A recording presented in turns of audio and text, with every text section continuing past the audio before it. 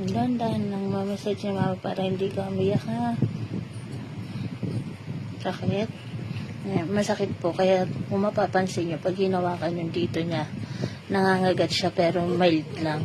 Kumbaga pinaparamdam niya sa akin na masakit. Yan, ganyan po yung itsura niya pag gabi. Umiiyak si Sorry pag gabi. Pero sa umaga naman, makapapansin nyo, diba, pag nagla-live kami, tapos nag-video ako, playful siya sa umaga, hindi niya nararamdaman yung sakit ng paa niya. Pagdating sa gabi, ganyan siya. Madalas umiiyak siya sa gabi pag natutulog. Yan, irritable siya pag natutulog siya. Kaya mas okay po sa kanya yung naglalaro. Kumbaga, sa umaga, naglalakad-lakad, naglalaro. Kasi pag ganyan nakahiga lang siya, madalas umiiyak siya.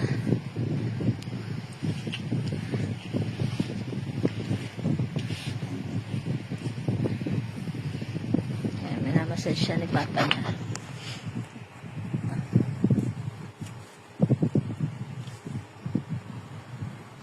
Ayan, alin sa amin dalawa, pag nagising, basta marinig namin umiyak siya, kung sino yung makaramdam na umiiyak siya, kaya massage namin.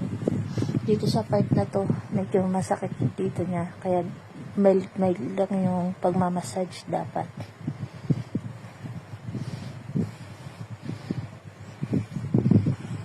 Ganyan po siya. Ayan po yung side effect ng kanyang distemper.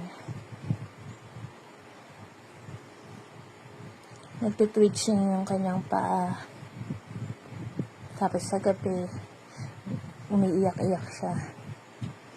Ayan po si Bibi, Sorry. Irritable po talaga siya. Oh.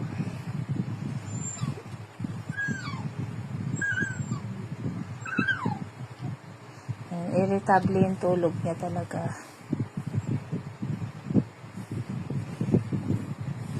Kumbaga pag nakatulog na siya, talagang dapat hindi maingay para dire-diretso yung tulog niya. Kasi pag mababaw pa yung tulog niya, yan, ganyan siya.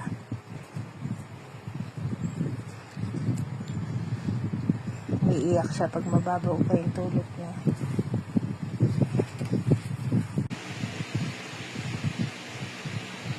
Ayan, time check. 2:00 na po ng madaling araw. Ayan, maririnig nyo, tumitilaok na yung mga manok. Nakatulog na po si Sorry. Ayan, medyo mahimbing na yung tulog niya. Kaya hindi na po siya umiiyak. Pero mapapansin nyo, gumagalaw pa rin yung paa niya. Ayan po yung side effect ng kanyang distemper.